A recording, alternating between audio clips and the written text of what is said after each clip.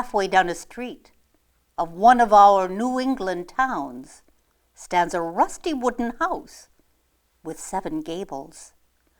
The street is Pontine Street. The house is the old Pontine house. Pontine Street formerly bore the appellation of Mall's Lane from the name of the original occupant. A natural spring of soft and pleasant water induced Matthew Mall to build a hut at this remote point. In the growth of the town, however, the site became exceedingly desirable in the eyes of Colonel Pontine, a prominent and powerful personage who asserted claim to the land. This controversy remained for years undecided and came to a close only with the death of Matthew Mall. Old Matthew Mall was executed for the crime of witchcraft. At the moment of his execution, while Colonel Pontine grimly gazed at the scene, Mall uttered a prophecy from the scaffold: "God will give you blood to drink." After Matthew Mall's death, his homestead fell into Colonel Pontine's grasp. He dug his cellar and laid the deep foundations of his mansion. It was curious that the spring of water entirely lost its pristine quality. Whether its sources were disturbed by the depth of the new cellar, or whatever subtler cause might lurk at the bottom, it is certain that the water of Mall's well grew hard and brackish. The head carpenter of the new edifice was no other than the son of Matthew Mall. It was not out of keeping that the son should be willing to earn a penny from the purse of his father's enemy. Upon its completion, a ceremony of consecration was performed. Mall's Lane, or Pontine Street, was thronged as with a congregation. Scraping their feet on the unworn threshold now trod the clergymen, the elders, the magistrates, the deacons. Colonel Pontine ought surely to have offered the first welcome to so many eminent personages. The lieutenant governor, whose visit was the anticipated glory of the day, had crossed the threshold, but Colonel Pontine was as yet invisible. A servant explained that Colonel Pontine still remained in his study. The lieutenant governor advanced to the study door and flung it wide open. Colonel Pontine, the iron-hearted Puritan, was dead in his new house. There is a tradition that a voice spoke loudly, "God hath given him blood to drink." Thus had death stepped over the threshold of the house of the 7 Gables.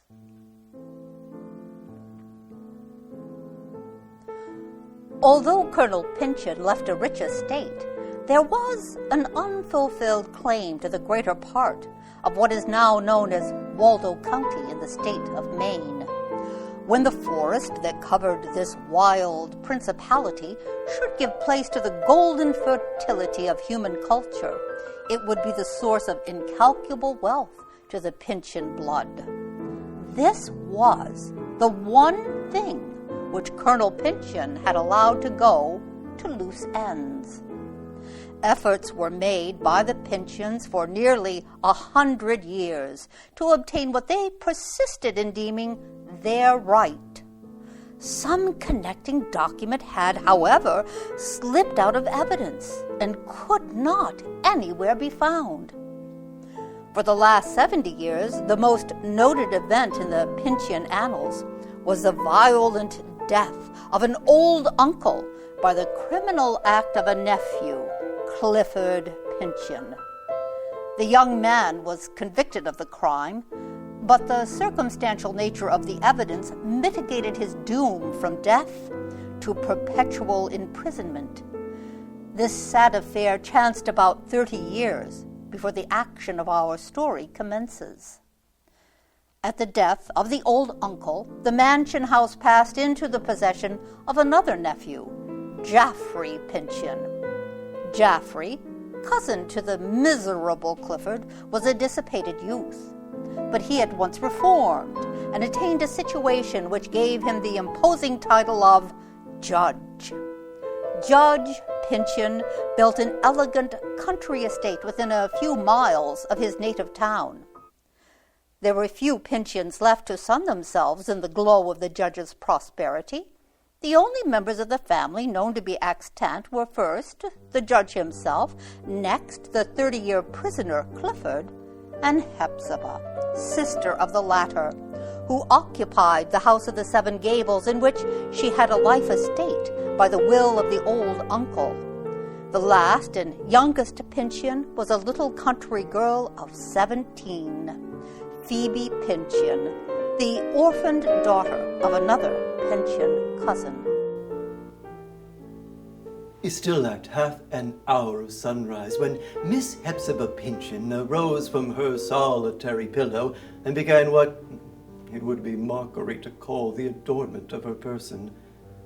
The old maid was alone in the old house, alone except for a certain respectable young man, Mr. Holgrave, an artist in the daguerreotype line, who was a lodger in a remote gable. This is to be a day of more than ordinary trial for Miss Hepzibah, who, for above a quarter of a century, has dwelt in strict seclusion. In a gable fronting on the street, an unworthy ancestor had once set up a shop. Ever since the old gentleman retired from business and fell asleep under his coffin lid, the dust of age is gathered inch deep over the shelves and counters, and so it had remained till within a few days past. But now, a remarkable change had taken place. The rich and heavy festoons of cobwebs had been carefully brushed away from the ceiling. Shelves and counters and floors had all been scoured. Nor was the little shop any longer empty of merchantable goods. In short, someone had taken the shop and fixtures of the long-retired and departed Mr. Pyncheon, and was about to renew the enterprise of that departed worthy. Poverty, treading on her heels through a lifetime, has caught up with Miss Hepzibah Pyncheon at last. She must earn her own food or starve. And we have stolen upon her at that instant of time when the patrician lady is about to be transformed into the huckstress of a cent shop. Oh, I never shall go through with it, Mr. Holgrave. Never, never. I wish I were dead and in the old family tomb with my ancestors. Believe me, Miss Hepzibah, these feelings, they'll no longer trouble you once you're fairly in the midst of your enterprise. But I am a woman. Well, I was going to say a lady, but I consider that to be the past. No matter if it be past, let it go. You're the better without it. Well, henceforth, you will have a sense of healthy and natural effort for a purpose, of lending your strength to the united struggles of mankind. This is success. Oh, the success that anybody meets with. But I was born a lady, and have always lived as one. No matter in what narrowness of means. Well, I was not born a gentleman. These terms, gentleman, lady, oh, they had a meaning in the past history of the world, but in the present, and still more in the future condition of society, they imply not privilege, but restriction. These are new notions. I never shall understand them. Neither do I wish to. Do you really think, Miss Hepzibah, that any lady of your family has ever done a more heroic thing? Never. And if the Pyncheons had always acted so nobly, well, I doubt whether old Wizard Mole's curse would have held much weight with Providence against them. I thank you for your kindness, Mr. Holgrave, and I will do my utmost to be a good little shopkeeper.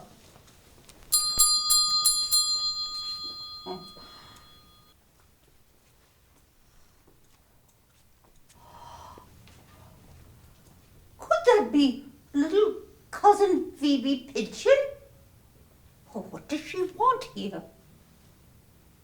She shall have lodging for the night, I suppose. But tomorrow the child goes back to her own village. She can stay one night only. If Clifford should find her here, it might disturb him.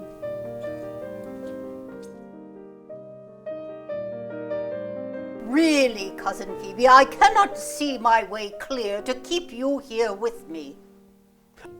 Oh, dear cousin, I really think we may suit one another much better than you suppose. You'll find me a cheerful little body, and I mean to earn my keep. A girl learns many things in a New England village. Your knowledge would do but little for you here. And then it is a wretched thought that you should fling away your young days in a place like this. The dust and the decay of these old houses is unwholesome for the lungs. Well, there is the garden and the flowers to be taken care of. I should keep myself healthy with exercise in the open air. It is not for me to say who shall be an inhabitant of the old Pinchin house. Its master is coming home. Whom do you mean, Cousin Hepzibah? Do you mean Judge Pinchin? Huh, Judge Pinchin will hardly step foot over the threshold while I live. Here is an image of him I speak of. How do you like the face? It is as sweet as a man's face can be. There is something of a child's expression in it. Who is it, Cousin Hepzibah?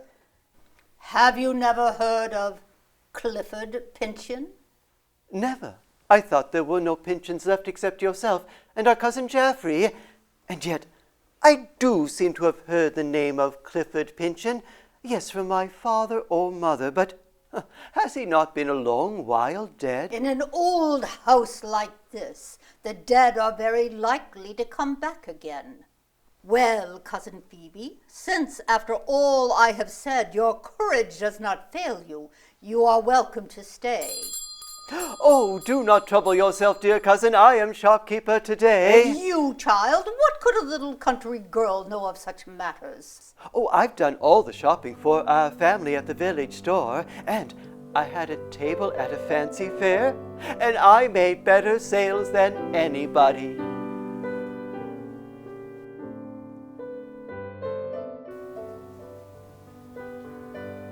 After Mr. Venner departed, Hepzibah talked of a certain Alice Pinchin who had been exceedingly beautiful and gifted during her lifetime, 100 years before. This lovely Alice had met with a great and mysterious calamity and had grown thin and white and gradually faded out of this world. Leaving this antique subject, Hepzibah then talked of a Mr. Holgrave, the daguerreotypist whom she had permitted to take up residence in one of the 7 Gables. Hepzibah had read a paragraph in a penny paper accusing Mr. Holgrave of making a speech full of wild and disorganizing matter at a meeting of his associates. Hepzibah suspected Mr. Holgrave of practicing animal magnetism and of studying the black art in his lonesome chamber. Dear cousin, if the young man is so dangerous, why do you let him stay? With all his oddities, Mr. Holgrave has such a way of taking hold of one's mind, I would not like to lose sight of him entirely. But if Mr. Holgrave is a lawless person, I suppose he has a law of his own. Here you are, little chickens. Here are some nice crumbs for you. those venerable personages of the coop seem very affably disposed. You're lucky to be in their good graces so soon. They've known me a good while longer, and they never favored me with any familiarity. My secret is that I have learned how to talk with hens and chickens. But these hens of aristocratic lineage, they would scorn to understand the vulgar language of a barnyard fowl. I prefer to think they recognize the family tone. You are a Pinchin. I am a Phoebe Pinchin.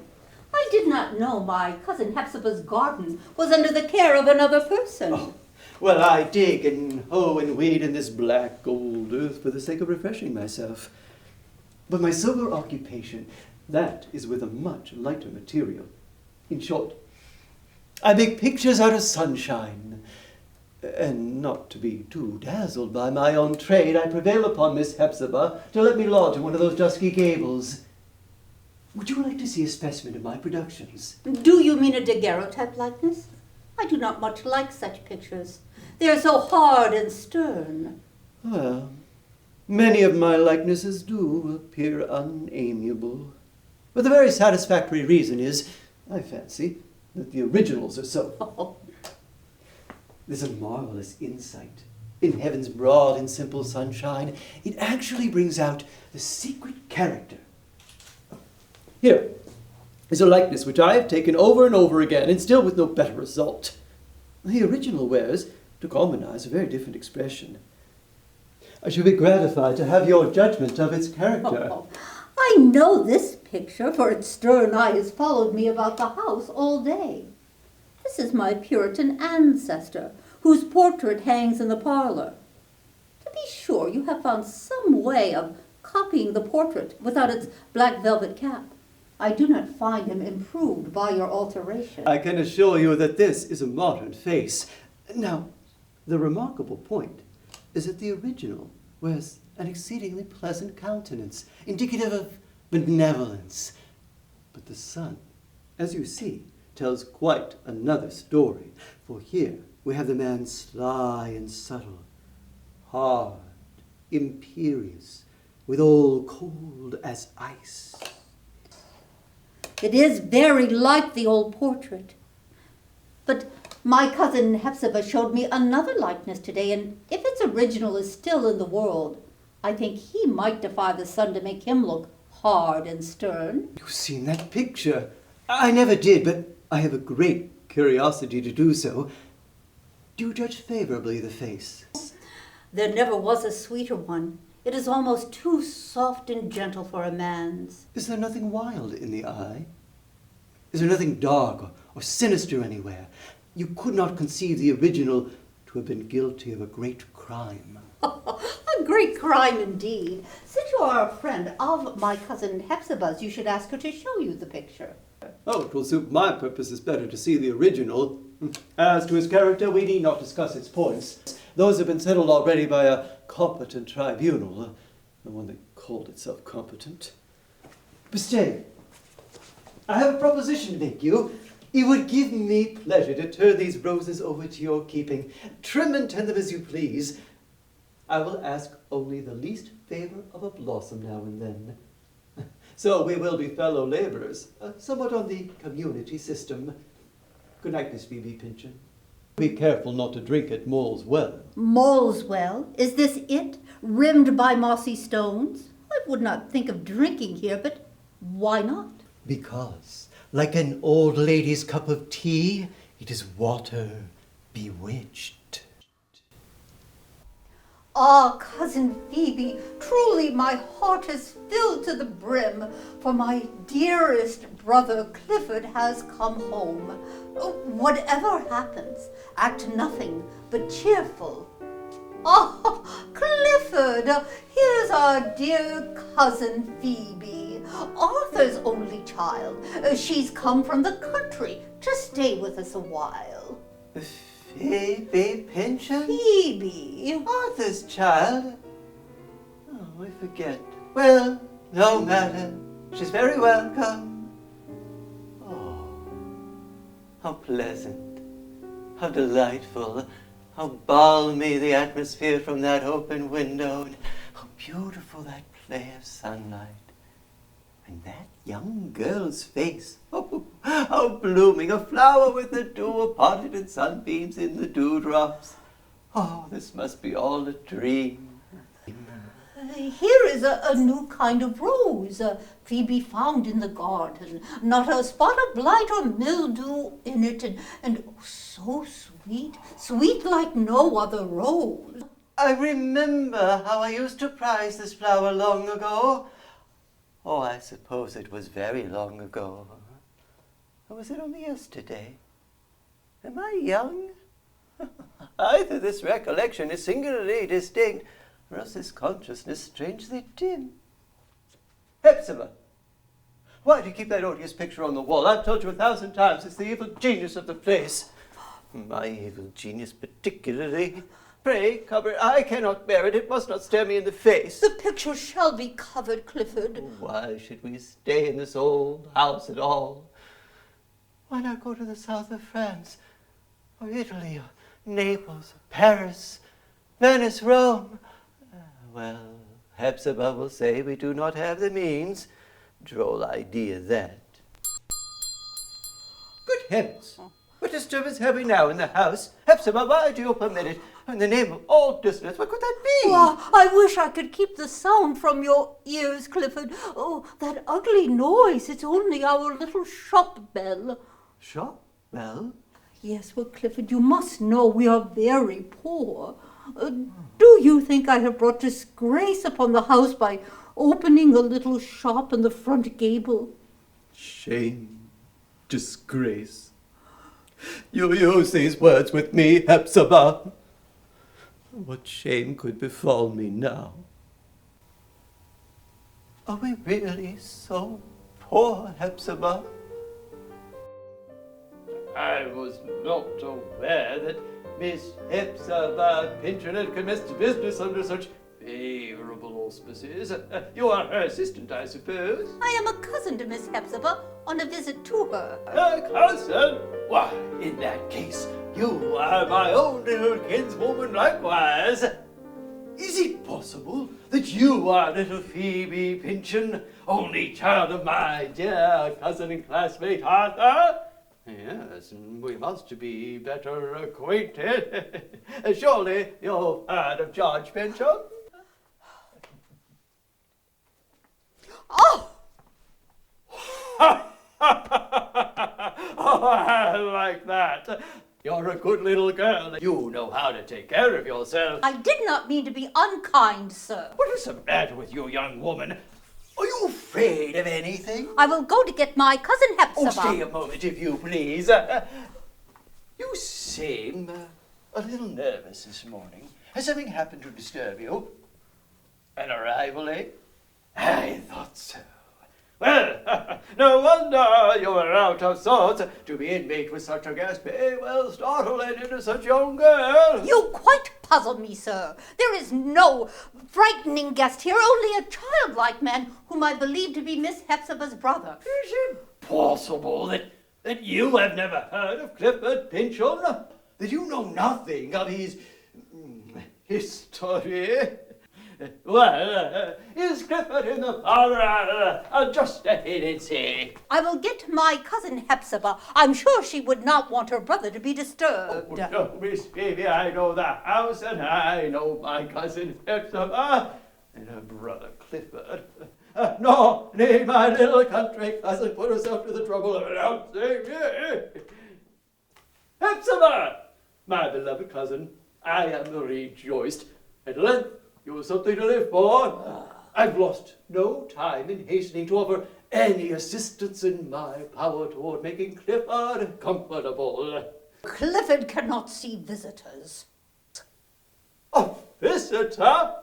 You call me so?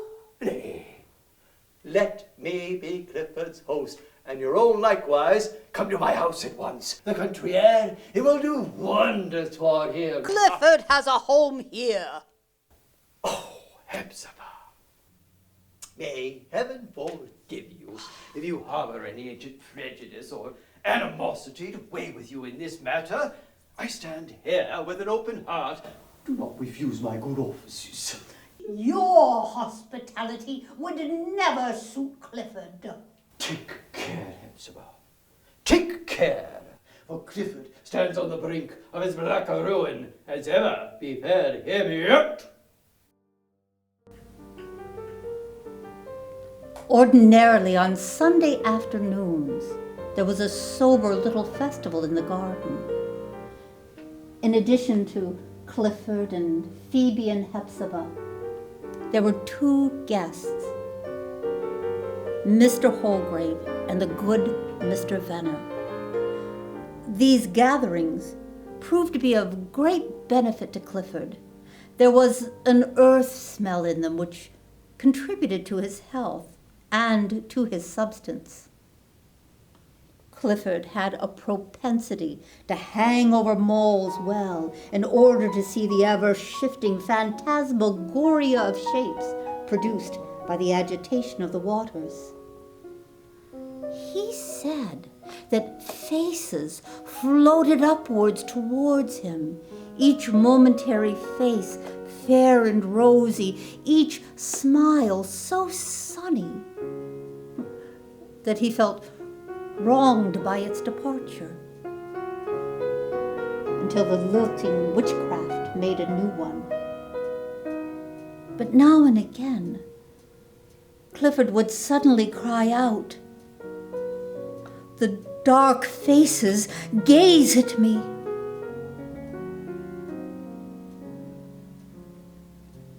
As the sunlight left the peaks of the Seven Gables, so did the excitement fade from Clifford's eyes, and he would gaze about him mournfully, as if missing something precious. And then he would cry, "I want my happiness. Many years I have waited for it. I want my happiness." Alas, Clifford, you are old and worn with care. Fate has no happiness in store for you. Unless these sober Sabbath festivals deserve to be called happiness. And why not? If not the thing itself, it is marvelously like it. Take it while you may, Clifford, and make the most of it. A yearning to renew the broken bonds of brotherhood sometimes showed itself in Clifford. One bright, clear Sabbath morning, he stood at the window with Hephzibah, watching as the neighbors stepped into the streets. "Do you never go to church, Hephzibah?" Oh, no, not these many years, Clifford. Oh, were I to be there, it seems to me that I could pray once more, when so many human souls were praying all around me.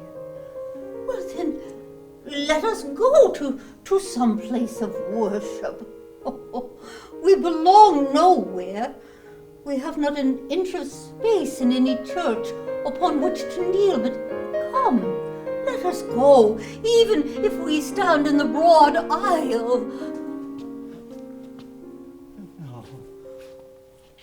No, it cannot be, Hephzibah. It is too late.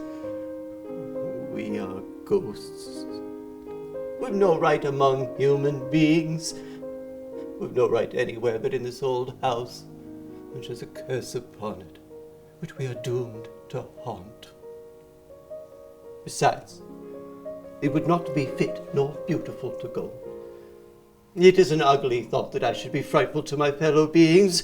The children would cling to their mothers' gowns at the sight of me.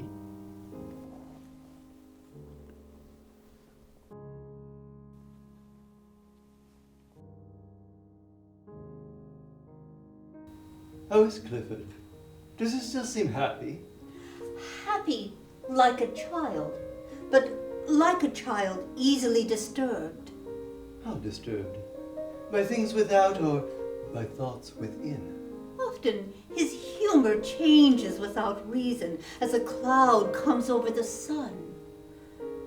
He has had such great sorrow, it has made his mind all sacred and solemn. When he is happy, when the sun shines into his mind, then I venture to look in, just as far as the light reaches, but no further. I can understand the feeling without possessing it. Had I your opportunities, no scruples would prevent me from fathoming Clifford to the full depth of my plummet line. How odd, you should wish it. What is Clifford to you? Oh, nothing. Of course, nothing. Men and women are such strange creatures, and one may never be really certain that he knows them. Clifford and Judge Pinchin. What a puzzle do they present? Shall we never be rid of this past? Just think what slaves we are to bygone times. Well, to death if we give the matter the right word. I do not see it. Well, for instance, a dead man, if he happens to have made a will, he disposes of wealth no longer his own. We read dead men's books, laugh at dead men's jokes, cry at dead men's pathos. Well, I ought to have said, we live in dead men's houses like this one of the Seven Gables. And why not, so long as we are comfortable in them? If every generation were allowed to build its own houses, that one change would signify nearly every reform the society is now suffering for. I doubt whether even our public edifices, our state houses and courthouses and churches ought to be built of such permanent materials as brick and stone. It were better they should crumble to ruin once in 20 years as a reminder to the people to reform the institutions which they symbolize. Oh, you hate everything that's old. It makes me dizzy to think of such a shifting world. Well, I certainly love nothing moldy. This old Pinchin house, for instance. Is it a wholesome place to live in? With its dark, low-studded rooms, grime and sordidness, which is the crystallization on its walls of the human breath drawn and exhaled in discontent and anguish, should be purified with fire, purified till nothing but ashes remain. Why do you live in it? Well, I dwell in it for a time, that I may know the better how to hate it. By the by, have you ever heard the story of Moll, the wizard? Oh, yes, from my father and again from Cousin Hepzibah. She seems to believe that all of the Pinchin catastrophes go back to that quarrel with the old wizard Moll. You look as though you thought so too. Oh, how singular that you should believe what is so very absurd. Under this roof, through a portion of 3 centuries, there's been strife among kindred and various misery, dark suspicion, all of which I trace to that old Puritan's inordinate desire to plant and endow a family. To plant a family. This idea is at the bottom of most of the wrong and mischief which men do. In the family existence of these Pinchins, for instance, there's been time enough to infect them all with one kind of lunacy or another. You speak very unceremoniously of my kindred. I speak true thoughts to a true mind. Furthermore, the original father and perpetrator of this mischief, he appears to have perpetuated himself and still walks the street. You remember the daguerreotype? Its resemblance to the old Puritan's portrait. You speak of the Pinchin lunacy. Is it contagious? I understand you. I believe I am a little mad. But as one method of throwing it off, I have taken an incident of the Pinchin family history about Alice Pinchin, and I put it into the form of a legend, and I mean to publish it in a magazine. You write for the magazines? Is it possible you did not know? No. Such is literary fame. Yes, Miss Phoebe Pinchin. Among the multitude of my marvelous gifts, I have that of writing stories, and my name is figured, I can assure you, on the cover of Graham and Gotti. Would you like to hear my story? If it is not too long, nor too dull. There was a message brought one day from Gervase Pinchin to young Moll the carpenter, desiring his immediate presence at the house of the Seven Gables. As he stepped into the house, a note of sweet and melancholy music thrilled and vibrated along the passageway. It was the harpsichord which Alice Pinchin had brought with her from beyond the sea. Alice was of foreign education. She could not take kindly to the New England modes of life. "Ah," said Mr. Pinchin, "your name, I think, is Moll, a son or grandson of the builder of this house." "Son of him who built the house," replied the carpenter. "Grandson of the rightful proprietor of the soil." "Yes, I know the dispute to which you allude," observed Mr. Pynchon. "We will not, if you please, renew the discussion. You have heard, I suppose, that the Pynchon family, ever since my grandfather's days, have been prosecuting a still unsettled claim to a very large extent of territory at the eastward. I believe that my grandfather was in possession of some document essential to this claim, which has since disappeared." "Well, what can a poor carpenter have to do with the grand affairs of the Pynchon family?" "Perhaps nothing, but possibly much." Maule understood the insinuated suspicion. "My father was a more honest man than the bloody old colonel. Not even to get his rights back again would my father have carried off that document." Gervase Pynchon then made great pecuniary offers to Maule if the latter could give information leading to the discovery of the lost document. "Put me in possession of the document, and the house of the Seven Gables is your own. If you desire this lost document, then I must crave the favor of a little talk with your fair daughter Alice." So Alice Pynchon was summoned and appeared.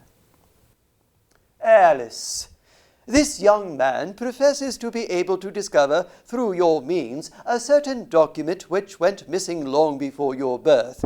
You will oblige me, my dear Alice, by answering this person's inquiries." "Mistress Alice, will it please you to fix your eyes on mine?" It was Maule's object to convert the mind of Alice into a kind of telescopic medium through which he might obtain a glimpse into the spiritual world. He succeeded in holding an intercourse with the departed personages in whose custody the secret had been carried beyond the precincts of earth.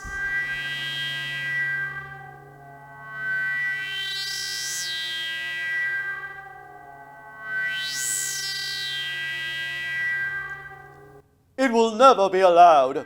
Why, the custody of this secret that would so enrich his heirs makes part of your grandfather's retribution. He must choke with it until it is no longer of any value, and keep you the house of the Seven Gables. It is too dear bought an inheritance, too heavy with a curse upon it, to be shifted from the colonel's posterity."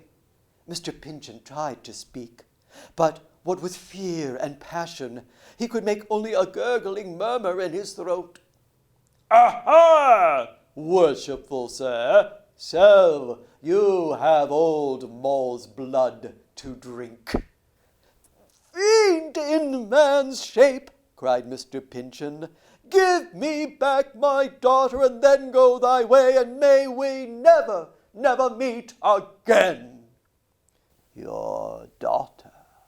She is fairly mine." Alas, for the beautiful yet haughty Alice. A power had laid its grasp upon her maiden soul. Alice Pynchon was Maule's slave. Seated by his humble fireside, Maule had but to wave his hand, and wherever the proud lady chanced to be, her spirit passed from beneath her own control and bowed itself to Maule. "Alice, laugh," the carpenter would say, and even were it prayer time or at a funeral, Alice must break into wild laughter. "Alice, be sad," and down would come her tears, quenching all the mirth of those around her. It seemed to be Maule's impulse not to ruin Alice, which would have crowned her sorrows with the grace of tragedy, but to wreak a low, ungenerous scorn. Thus all the dignity of life was lost. One evening, poor Alice was beckoned forth by her unseen despot, and constrained in her gossamer dress and satin slippers to hasten along the street. Her satin slippers were wet through and through as she trod the muddy sidewalks. The next day a cold, a settled cough, a hectic cheek, a wasted form. The Pynchons made a great funeral for Alice. The kith and kin were there, and the whole respectability of the town besides. Last in the procession came Maule. He meant to humble Alice, not to kill her, but He had taken a woman's delicate soul into his rude grip, and she was dead. You've really mortified me, Miss Phoebe. My poor story will never do for Gran or Gaudy.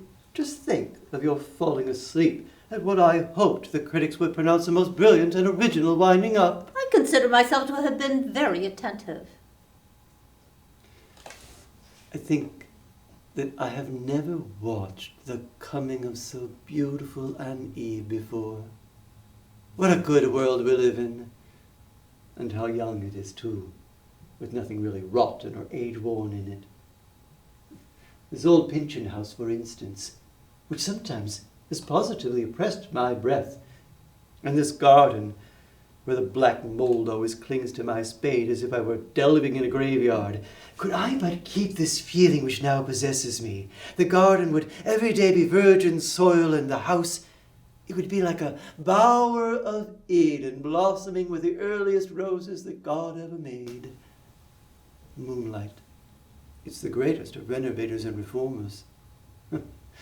All other reform and renovation, I suppose, will prove no better than moonshine. I am sensible of a great beauty in this brightening moonlight.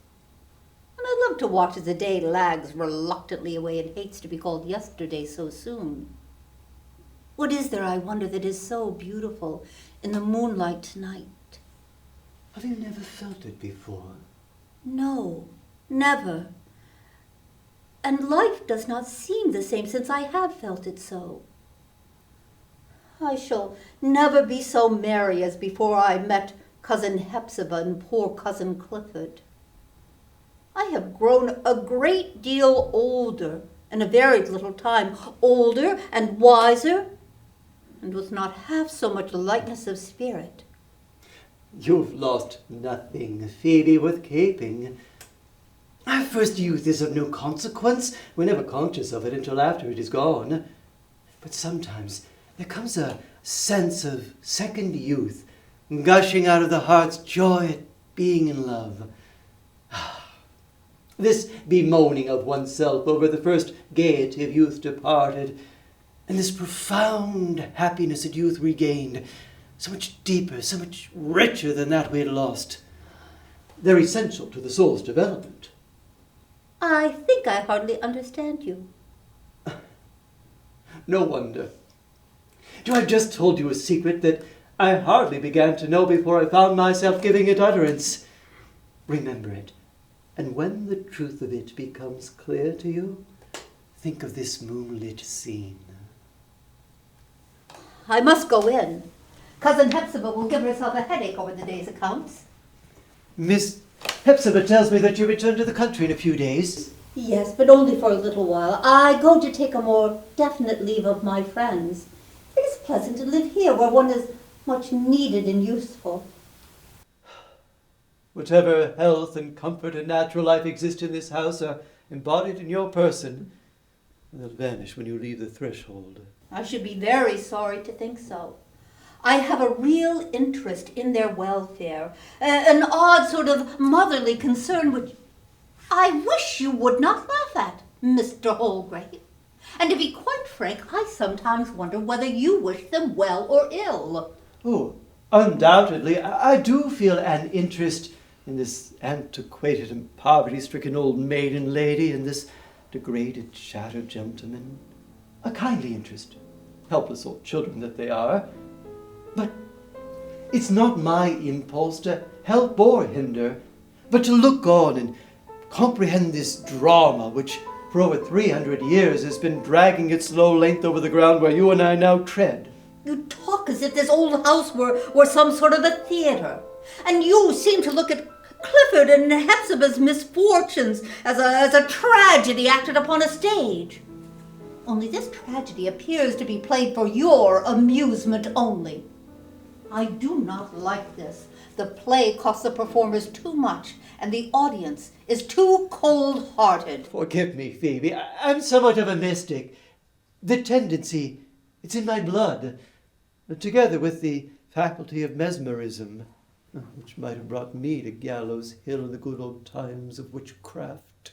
You hold something back? no secrets but my own.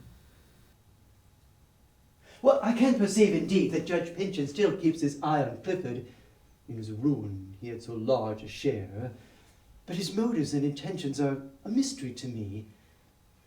He's a determined and relentless man, with the genuine soul of an inquisitor. Had he any object to gain by putting Clifford on the rack, I do believe he would wrench his joints from their sockets in order to accomplish it. You speak as if some misfortune were impending. Well, that's because I'm morbid. My mind has a twist, like almost everybody's mind. You puzzle me more than ever. Let us part friends. Or if not friends, let us part before you entirely hate me. You, who love everybody else in the world. I do not mean to be angry for a very long time, Mr. Holgrave. And I would not want you to think so. So good night, and goodbye. How do you do, Cousin Hepzibah? How is our poor Clifford? I could not rest without calling to ask once more if I can in any way promote his comfort, or your own. Clifford has every comfort which his situation admits of. Clifford, alas, has had too much of solitude. Let me but see Clifford, and I will answer for the good effect of the interview. Clifford cannot see visitors. He has kept to his bed since yesterday. What? Is he ill? What if he should die? Then I must and I will see him. Clifford is in no danger of dying, unless he be tormented to death now by the man who attempted it so long ago. How unjust, how unkind, how unchristian is this long-continued bitterness against me. Oh, Hepzibah, you little understand this heart. There lives not the human being who shed so many tears for Clifford's calamities, none who would so delight to promote his happiness. In the name of heaven, I beseech you to give up this loathsome pretense of affection for your victim. You harbor a dark purpose against Clifford in your heart. Speak it out at once, but never again speak of your love for my brother. I cannot bear it. It will drive me beyond a woman's decency. It will drive me mad. It is my purpose to see Clifford before I leave this house. Do not act like a mad woman, Hepzibah. Has it never occurred to you that without my consent, Clifford would never have been free? Did you think his release a triumph over me? Oh, not so, dear cousin. I set him free. I never shall believe it. He owed a dungeon to you, his freedom to God's providence. I set him free! I've come hither now to decide whether he shall retain that freedom. It will depend upon himself, and for this purpose I must see Clifford. Why should you wish to see this broken, shattered man? I will tell you frankly my reason for insisting upon this interview. At the death of our uncle 30 years since, it was found that the visible portion of his estate fell far short of any estimate ever made of it. He was supposed to be immensely rich. His entire property was bequeathed to me, with the single exception to yourself of a life interest in this old family mansion. You seek to deprive us of this. That is your price for ceasing to torment poor Clifford. No, but here lies the gist of the matter. Of our uncle's vast estate, only half was apparent after his death. Now, I have the greatest possible reason for believing that Clifford can give me a clue to the discovery of the remainder. Clifford have knowledge of hidden wealth. You deceive yourself, Cousin Geoffrey.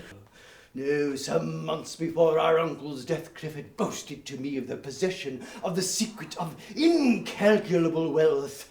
He can show me where to look for documents relating to the vast amount of our uncle's missing property. Yes, Clifford has the secret. And what if Clifford has no information of this hidden wealth? Well, my dear cousin, ever since your brother's release, I have taken the precaution of having his habits constantly and carefully overlooked. I've been led to apprehend that Clifford's misfortunes have so affected his intellect that he may no longer safely remain at large. Why, the only alternative would be his confinement for the remainder of his life in a public asylum. Oh, you cannot mean it, Cousin Jaffrey. Should my cousin refuse me the information, I will take it as evidence of his insanity. And you know me too well, Cousin Hepzibah, to entertain a doubt. I will pursue it. Cousin Jaffrey, it is you who are diseased in mind, not Clifford. You forget that a woman was your mother. Oh, Cousin Jaffrey, this cold, grasping spirit it has run in our family these 200 years. Clifford must give up his secret or face the consequences, and let him decide quickly. For I have several affairs to attend to this morning and an important dinner engagement. You are stronger than I. I must allow you to judge for yourself.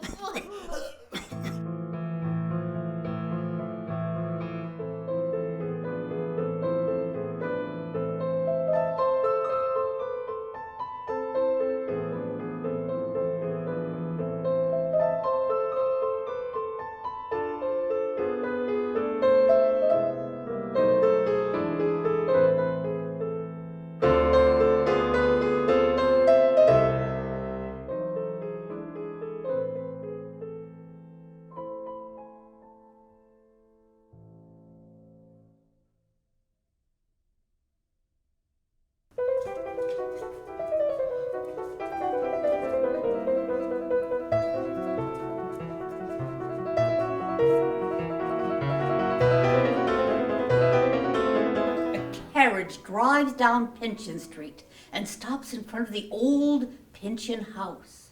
The pretty figure of a young girl comes into view. It is Phoebe Pinchin. She approaches the door and knocks. The door opens. Phoebe steps over the threshold and the door is drawn closed behind her.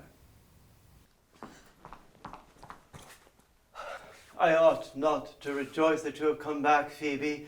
We meet at a strange moment. Why, what has happened? Where are Clifford and Hepzibah? Oh, Phoebe, they are gone. I know not whither. A terrible event has indeed happened, but not to them, nor, as I undoubtedly believe, through any agency of their own.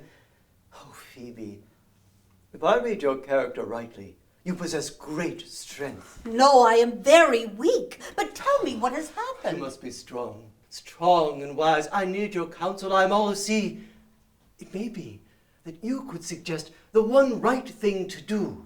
Tell me what has happened. This mystery, it terrifies me. Phoebe, do you remember this? Yes, this is the daguerreotype of Judge Pinchin. You have shown it to me before. And yet, here is the same face taken within this half hour. This is death. This is Judge Pinchin dead. He sits in the next room. The judge is dead. Clifford and Hepzibah have fled, I know not where. Last night, I noticed no light in the parlor, or Hepzibah's room, or Clifford's room. And this morning there was a death-like quiet throughout the house.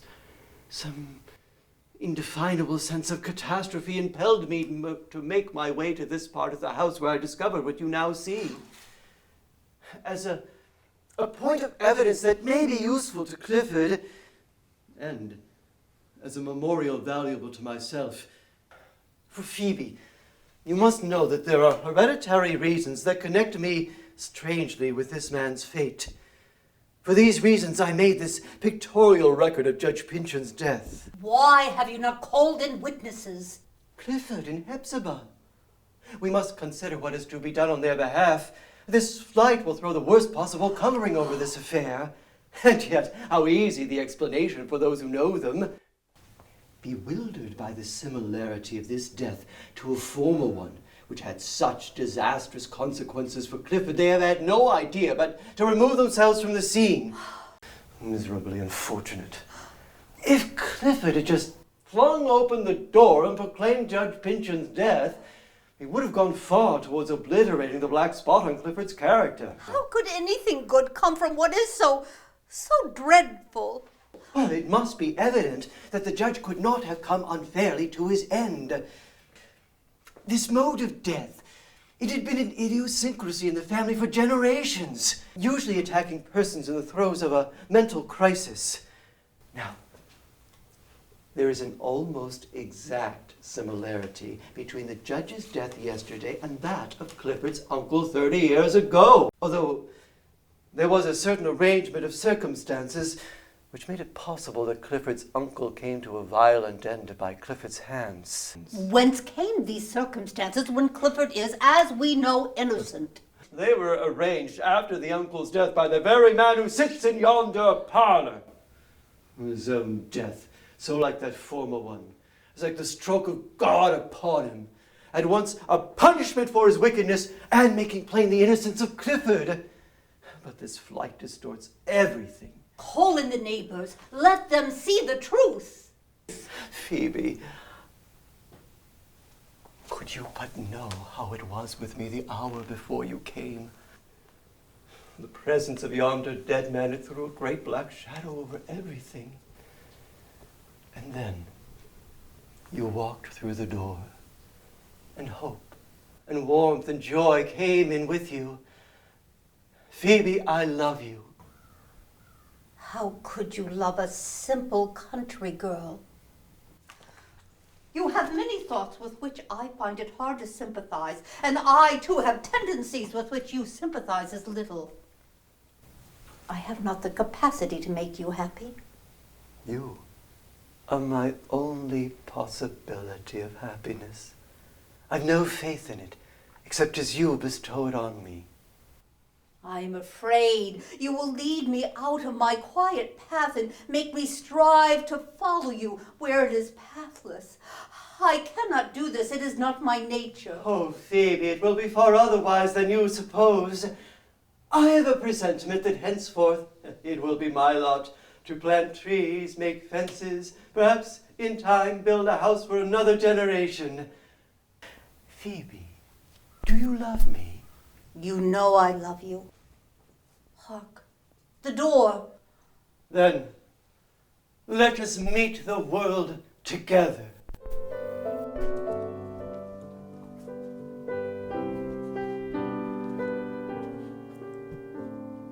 Why, it is our own little Phoebe, and Mulgrave with her. The flower of Eden has blossomed in this darksome old house today. It might be supposed that the mode of Judge Pinchin's death would give him a larger and longer posthumous vogue than ordinarily attends the memory of a distinguished man. But when it came to be known that Judge Pinchin's death was a natural one, the public proceeded to immediately forget that he had ever lived. Nevertheless, there was a hidden stream of private talk in reference to the supposed murder some 30 years before of Clifford and Jaffrey's uncle. Shortly after their change in circumstances, Clifford, Hepzibah, and Phoebe removed from the dismal old house of the Seven Gables and took up abode in the elegant country estate of the late Judge Pinchin. On the day set for their departure, the principal personages of our story assembled in the parlor. That picture, whenever I look at it, there's a dreamy old recollection haunting me. Wealth, it seems to say, boundless wealth. I could fancy that when I was a youth, that picture had spoken and told me a rich secret, or held forth its hand with a written record of hidden opulence. But what could this dream mean? Perhaps I can recollect it. You see, there is only one chance in 100 that any person not acquainted with the secret would ever touch this hidden spring.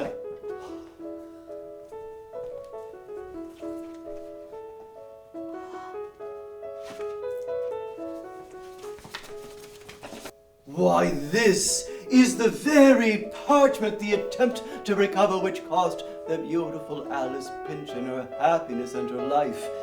It is the document which the Pinchin sought in vain while it was valuable, And now that they find the treasure, it has long been worthless. This is what deceived poor cousin Jaffrey. Probably when they were young together, Clifford made a sort of a fairy tale out of this discovery, and poor Jaffrey, who always took everything as if it were real, thought Clifford had found hidden wealth. But how came you to know this secret? Ah, my dearest Phoebe, how will it please you to assume the name Moll? As to the secret, it is the only inheritance handed down to me by my ancestors. You should have known sooner that in this long tale of wrong and retribution, I represent the old wizard, and I am probably as much a wizard as ever he was. When the son of the executed Matthew Mole built this house, he took the opportunity to construct this secret recess and hide away the parchment on which depended the immense land claim of the Pinchins. So they traded their eastern territory for Mole's garden ground. A carriage drives down Pinchin Street and stops in front of the old Pinchin house. The party comes forth to take their places. All this while, Mole's Well is sending up a succession of kaleidoscopic images in which the gifted eye might read the coming fortunes of Clifford and Hepzibah and Mr. Holgrave, that descendant of the old wizard Moll, and Phoebe Pinchin, the village maiden over whom Mr. Holgrave has thrown love's web of sorcery. As they pass from the house, they hear a strain of music and fancy that sweet Alice Pinchin has given a final touch to the harpsichord as she floats heavenward from the house of the 7 Gables.